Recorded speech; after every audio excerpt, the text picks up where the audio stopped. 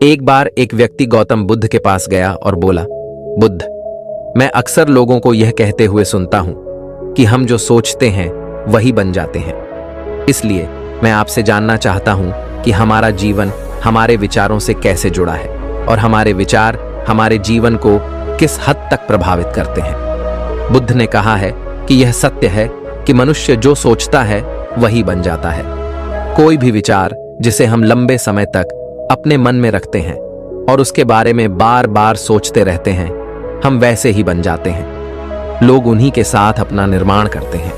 विचार जिसके बारे में वह लगातार बनता रहता है।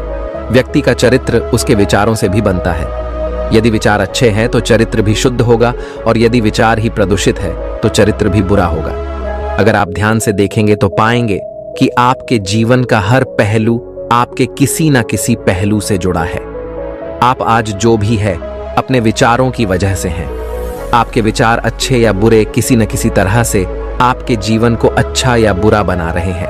हम जैसा सोचते हैं वैसा ही हमारा चरित्र बन जाता है। जिस प्रकार स्वस्थ बीज के बिना कोई वृक्ष विकसित नहीं हो सकता, उसी प्रकार अच्छे विचारों और अच्छे चरित्र के बिना कोई भी मनुष्य सफल नहीं हो सकता। और यदि उसके विचार नकारात्मक है तो वह अपने जीवन को गलत दिशा में मोड़ देगा।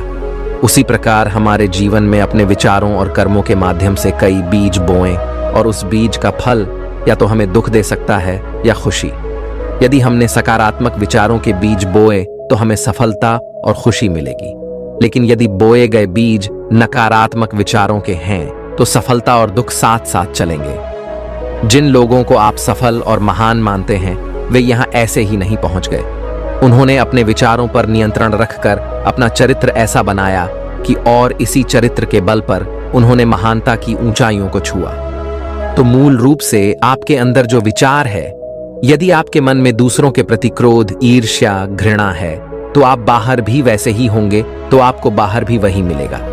तुम्हें ऐसे लोग मिलेंगे जो तुम्हारे साथ वैसा ही करेंगे। यदि तुम्हारे पास प्रेम, शांति, करुणा है तो तुम वैसे ही बन जाओगे और आप बाहर भी वैसा ही पाएंगे। और जो ऐसे विचार रखता है उसे सम्मान और प्यार दोनों मिलता है। असल में मनुष्य अपने जीवन का निर्माता स्वयं है। वह इसे बना या बिगाड़ सकता है। मनुष्य अपने चरित्र का निर्माण अपने कार्यों और विचारों से करता है, अपना समुदाय बनाता है, अपनी किस्मत खुद बनाता है। व्यक्ति ने कहा, लेकिन बुद्ध, मैं अपने विचारों से खुद को कैसे सुधार सकता हूं? बुद्ध ने कहा कि अगर तुम खुद को सुधारना चाहते हो तो सबसे पहले अपने विचारों पर ध्यान देना शुरू करो। तुम्हें यह देखना होगा कि तुम दिन भर क्या सोच रहे हो। क्या तुम दिन भर मन में बुराई और लोगों के प्रति नफरत पाल रहे हो?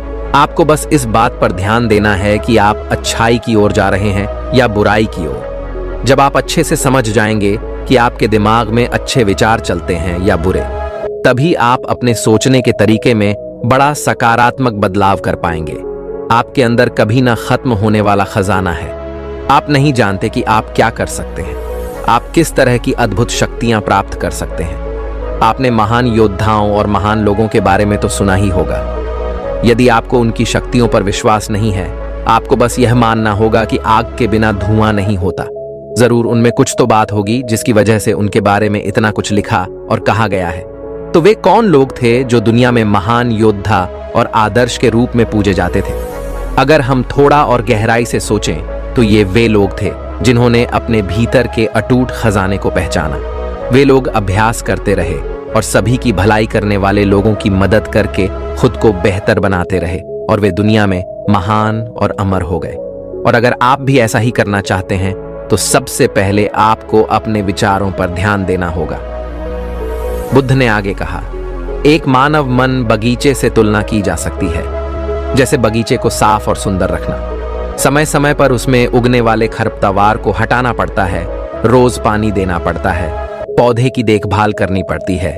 उसी तरह हमें अपने मन को भी सुंदर और सकारात्मक बनाए रखने के लिए उसका ख्याल रखना होगा।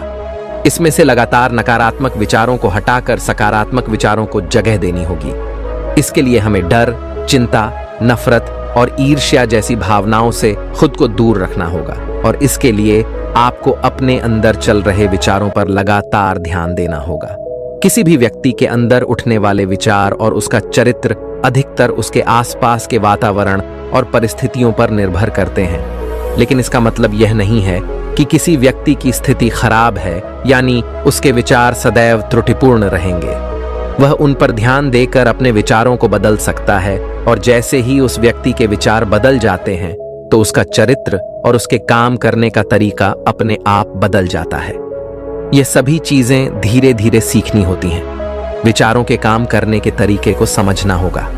आपको सबसे पहले यह स्वीकार करना होगा कि जो काम सामने वाला कर सकता है वह आप भी कर सकते हैं। आपको बस इसका बार बार अभ्यास करने की जरूरत है। नई चीजें सीखने की जरूरत है। जैसे जैसे आपका मन बदलेगा, आपकी परिस्थितियां भी बदल जाएंगी। आप जो भी विचार बीज रूप में अपने मन में डालते जाएंगे, ये धीरे धीरे आपके चरित्र और आपके कार्यों में दिखना शुरू हो जाएगा। और एक बार वह विचार आपके अंदर जड़ें जमा लेगा तो आपको सफल होने से कोई नहीं रोक सकेगा। लेकिन अगर वह बीज या विचार नकारात्मक है तो आपको भी असफलता से कोई नहीं बचा सकता। इसलिए अपने विचारों के प्रति बहुत जागरूक रहने की जरूरत है। आप अपने अंदर किस तरह के विचार ला रहे हैं? एक बात हमेशा याद रखें, हमें वह नहीं मिलता जो हम चाहते हैं, बल्कि हमें वहां मिलता है जो हम हैं, और हम अपने विचार हैं। इसलिए इच्छा करना और उस इच्छा के बारे में अच्छा सोचते रहना और उसे पूरा करने का प्रयास करना दो बिल्कुल अलग चीजें हैं। क्योंकि इच्छा तो हर कोई करता है, लेकिन उस इच्छा के बारे में लगातार सकारात्मक सोचना और उसे पाने के लिए कड़ी मेहनत करना बहुत ही कम लोग ऐसा कर पाते हैं। इसलिए अगर आप अपनी परिस्थितियों को बदलना चाहते हैं तो सबसे पहले आपको खुद को बदलना होगा। लेकिन ज्यादातर लोग अपनी परिस्थितियों को तो बदलना चाहते हैं, लेकिन अपनी सोचने और काम करने के तरीके को नहीं बदलना चाहते। और अगर लोग ऐसे ही रहेंगे तो उनके हालात कभी नहीं बदलेंगे। उस व्यक्ति ने कहा कि बुद्ध, हमारे विचारों का हमारे शरीर पर क्या प्रभाव पड़ता है? बुद्ध ने कहा कि हमारा शरीर हमारे दिमाग का गुलाम है। हम जो भी सोचते हैं उसका पहला प्रभाव हमारे शरीर पर ही पड़ता है। आपने देखा होगा कि जो लोग बहुत अधिक चिंता करते हैं और डरते हैं वे जल्दी बीमार पड़ जाते हैं।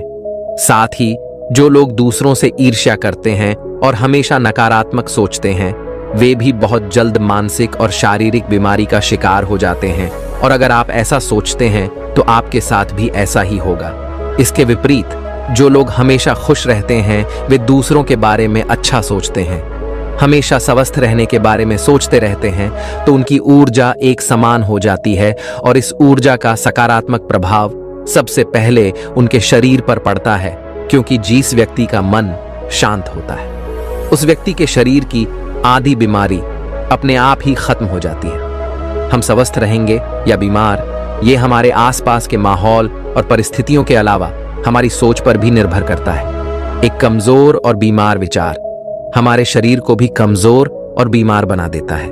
आपने अपने आसपास देखा होगा कि जो लोग बीमार होने से सबसे ज्यादा डरते हैं, जो सबसे ज्यादा बीमार पड़ते हैं। इस डर ने लाखों लोगों की जान ले ली है। इसके विपरीत जो लोग अपने शरीर के बारे में अच्छा सोचते हैं वे स्वस्थ और मजबूत महसूस करते हैं, और जिनके विचार शुद्ध होते हैं उनका शरीर स्वस्थ और मजबूत हो जाता है। वैसा ही हमारा शरीर सिर्फ एक उपकरण है और हमारा मस्तिष्क इस उपकरण को नियंत्रित कर रहा है। जैसे अच्छा भोजन हमारे शरीर के लिए जरूरी है, उसी तरह अच्छी सोच हमारे शरीर के लिए भी बहुत महत्वपूर्ण है। जैसे ही आपके विचार शुद्ध हो जाएंगे, इसका सबसे पहला असर आपके शरीर पर दिखाई देगा। एक शुद्ध और सकारात्मक दिमाग आपको कभी भी खराब खाना खाने नहीं देगा। इसलिए सबसे पहले अपने दिमाग को सुरक्षित रखें, फिर यही दिमाग आपके शरीर को हर बीमारी से बचाएगा। यदि कोई बीमार और कमजोर व्यक्ति अपने शरीर को पूरी तरह से स्वस्थ बनाना चाहता है तो उसे सबसे पहले अपने शरीर को ठीक करना चाहिए। विचार और उसका मन उसे प्रकृति के संपर्क में रहना चाहिए, उसे सूरज की रोशनी में रहना चाहिए और एक सेकंड के लिए भी अपने शरीर के बारे में नकारात्मक नहीं सोचना चाहिए। वह जैसा स्वास्थ्य चाहता है वैसा ही उसे महसूस करना चाहिए और पूरा विश्वास है कि वह वैसा बन सकता है। उस व्यक्ति ने कहा, बुद्ध, अब आप मुझे बताएं कि हमारे विचार हमारे लक्ष्य को कैसे प्रभावित करते हैं। बुद्ध ने बताया कि जब तक आपका लक्ष्य आपके विचारों के अनुरूप नहीं होगा तब तक आपको सफलता नहीं मिल सकती है। कहने का मतलब यह है कि आप हर दिन एक नई चीज सोच सकते हैं, जो मैं आज चाहता हूं या बनना। कल मैं वह बनना चाहता हूं या बाद में कुछ और। लेकिन जब तक आप अपने लिए कोई लक्ष्य निर्धारित नहीं करते, तब तक आप कोई भी बड़ा काम नहीं कर सकते। क्योंकि नियम यह है कि जो काम हम बार बार करते हैं, उसी काम में हम आश्चर्यजनक सफलता हासिल कर सकते हैं। अगर आप हर दिन अपना लक्ष्य बदलते रहते हैं, तो आप कहीं नहीं जा रहे हैं। इसलिए आपके जीवन में एक निश्चित लक्ष्य होना चाहिए और आपको अपनी पूरी मेहनत और लगन से उस लक्ष्य को पूरा करने का प्रयास भी करना चाहिए। और इसके लिए आपको अपने सभी विचारों को अपने लक्ष्य पर केंद्रित करना होगा, अन्यथा आपके विचार बिखरे रहेंगे और हो सकता है कि एक बार आप असफल हो जाए या आपको शुरुआत में कोई सफलता ना मिले। तो दूसरों को देखकर आपके मन में यह ख्याल आने लगा कि यह काम तो आसान है, जब वह इस काम में सफल हो सकता है तो मैं भी सफल होकर अच्छा पैसा और नाम कमा सकता हूं। और यह भी संभव है कि इस काम में असफल होकर भी तुम दूसरी तरफ भागो और ऐसा करते समय आपका ही काम करते हैं, लेकिन हो सकता है कि आप किसी एक चीज में सफल ना हो पाए। इसलिए आपको पहले एक चीज तय करनी होगी, तभी आपके विचार एक काम पर फोकस कर पाएंगे। अब आपका वह लक्ष्य कुछ भी हो सकता है, चाहे मन की शांति पाना हो या अमीर बनना हो, लेकिन याद रखें, लक्ष्य वही है जो आपके विचारों को एक दिशा में केंद्रित रख सके।